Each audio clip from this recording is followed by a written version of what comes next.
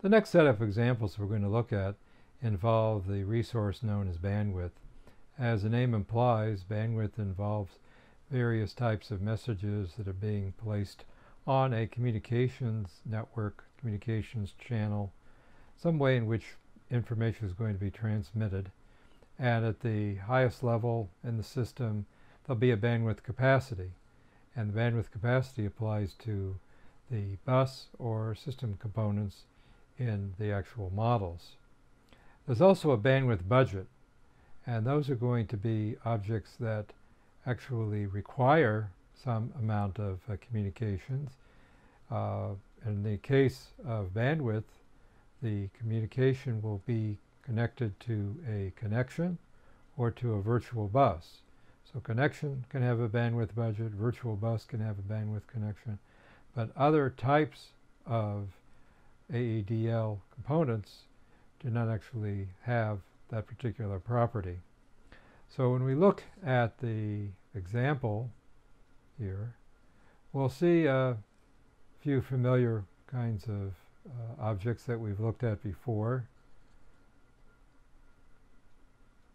And in particular, what we're focusing on for the network will be the sensor and actuators that are putting information onto a bus or into the system via some type of communication network.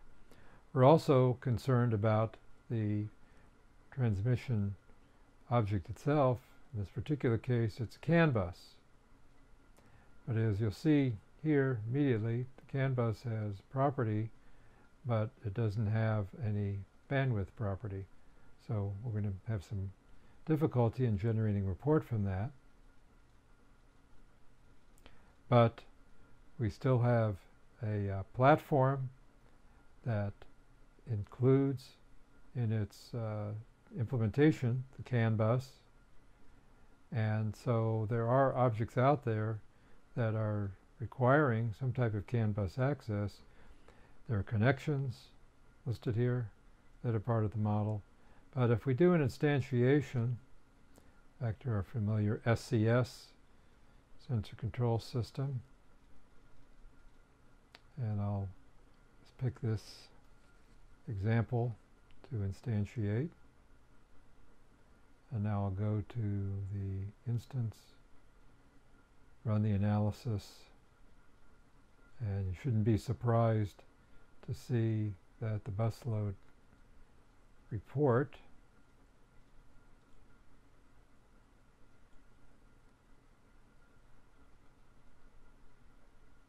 is not very meaningful there.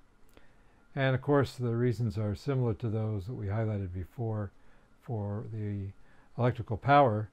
If nothing's plugged in, even though the object in a sense may have requirements on bandwidth, the report will not provide any results because there's nothing actually going on the network. Here's the second example for bandwidth. In this particular bandwidth test 02, I've added one property value, and that's so that the CAN bus actually incorporates a property for bandwidth capacity, 0.1 megabytes per second.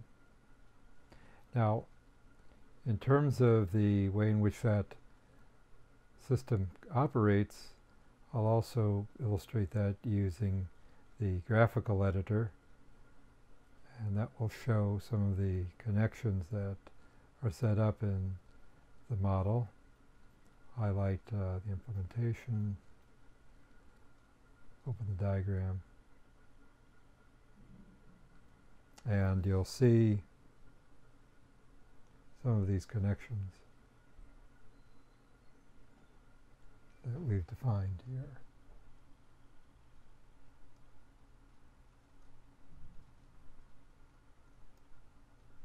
So there's CAN bus access. A little hard to call out here.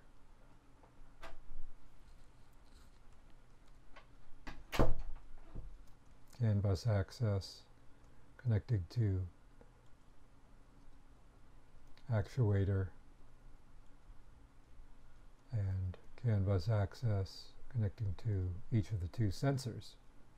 However, when I actually run the test on this, we go back to the model, do the instance, and I'll run the analysis.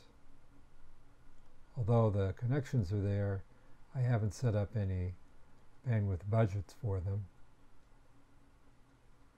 I'll do the analysis in the original format, and then also I'll illustrate it using the new tools.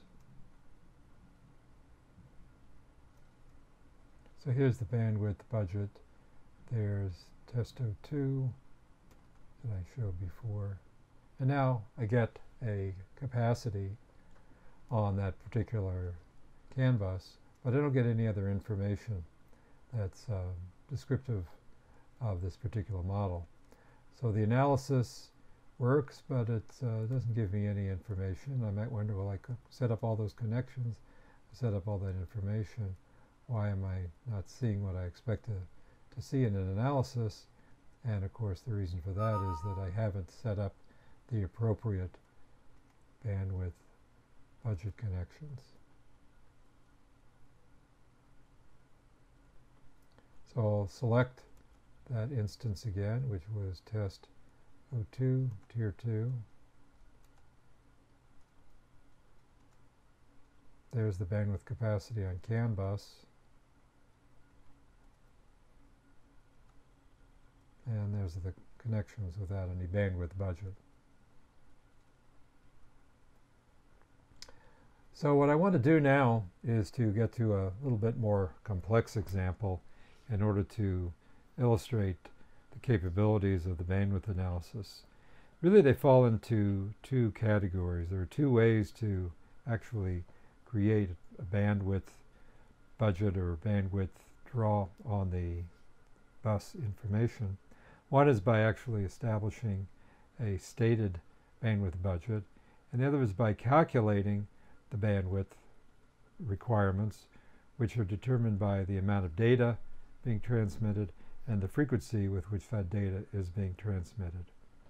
So if I look at my example, you'll see that sensor data comes in 2 kilobyte packages.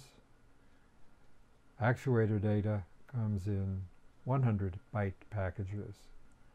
And the actual execution of threads that are going to be either generating or receiving that information are defined as an actuator output thread that runs 50 times a second and a sensor thread that runs 50 times a second.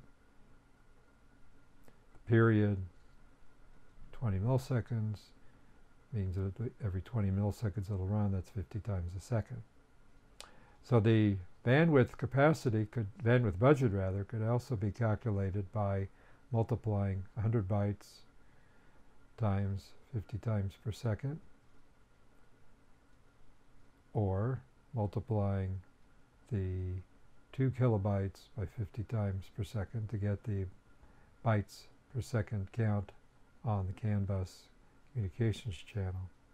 So I'm going to actually go through this and show another little complication that I've added into it, which is that in this particular example, there are actually not one bus, but I've added a second bus.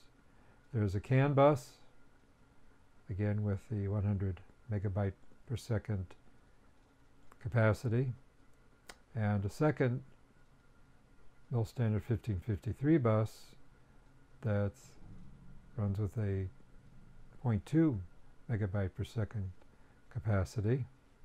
Whether that's realistic or not is not really correct, not really important, just for this particular example. In the case of the CAN bus, I picked that value up from an actual rating.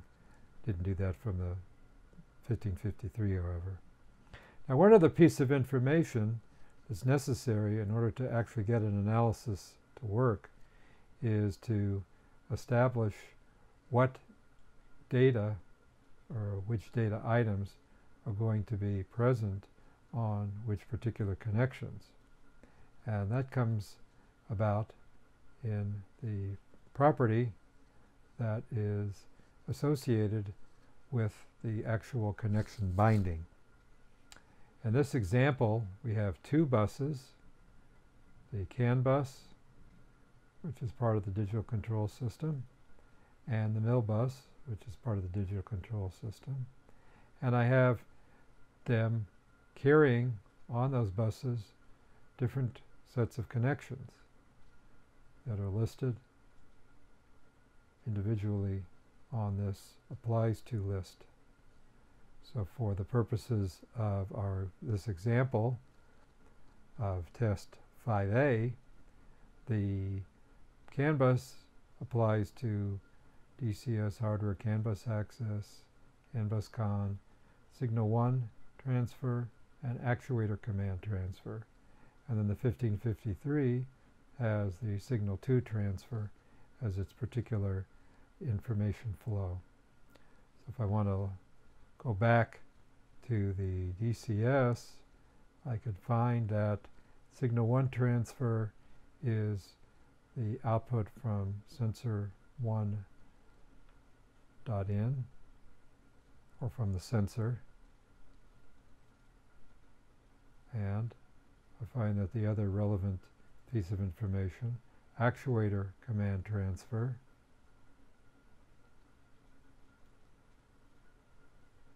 is from the application that's generating output to the actuator. Now I have an example that I can actually use to generate some meaningful results. I'm going to go into this example and do an instantiation, and as I've shown before, so this is the test 5A SCS tier 2 and so on. Run the analysis and check for the results.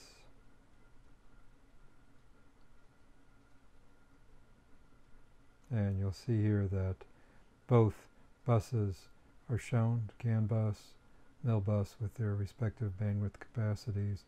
I have some actuator and sensor budget information on the bandwidth to generate an actual over budget connection. And I also have, as I explained before, a way of calculating the actual bandwidth requirement, which is the data size times the sender rate. The data size for sensor information was the kilobytes times the rate on the sensor thread, and then the actuator times the rate on the actuator thread.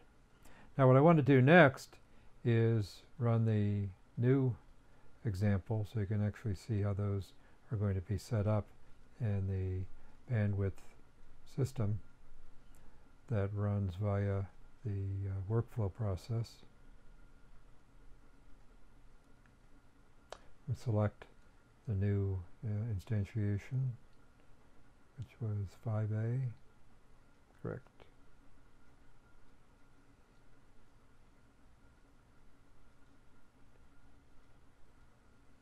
There are the two CAN bus. They actually show up twice, once for the CAN bus system and then also under the hardware, but there are actually only two instances, not two of each.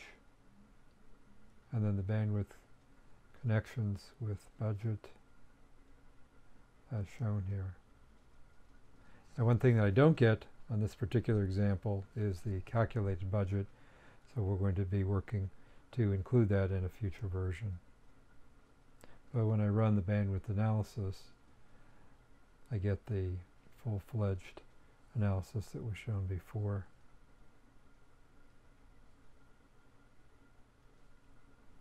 So that's the result. I'm going to run one more example because what I showed before was that there was an over-budget situation. So what I've done in test 2 was to change around the applies to list so that now I have taken sensor 1, XFER, put that onto the MIL bus, and sensor 2 and actuator are now on the CAN bus. I'm going to move that around so that both of these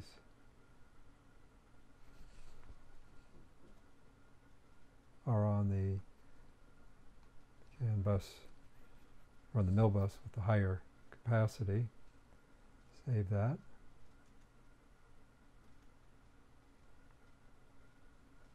I'm going to instantiate this particular version again.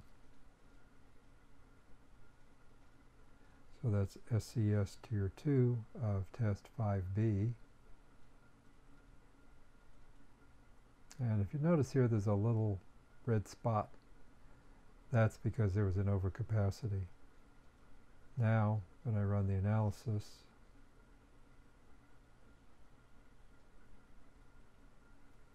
change my instance model to test 5B. Both are okay. I'll run the analysis here.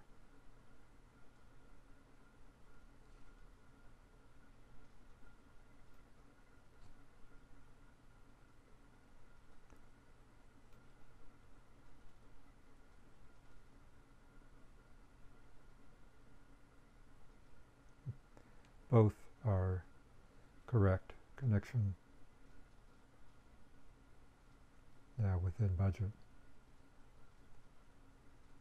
As it says here, using actuals for both of those two, because you can make the calculation, which overrides the bandwidth, any bandwidth budget settings.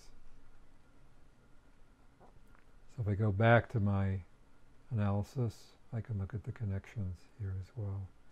But as I said, even though I have bandwidth budget on these, I do need to make a correction in this so that it's also doing the calculated and not just the bandwidth budget that's set in as a property. So that completes the bandwidth example that we're going to be creating. And as I said, we'll have a slightly improved version in the next round of the release of these tools.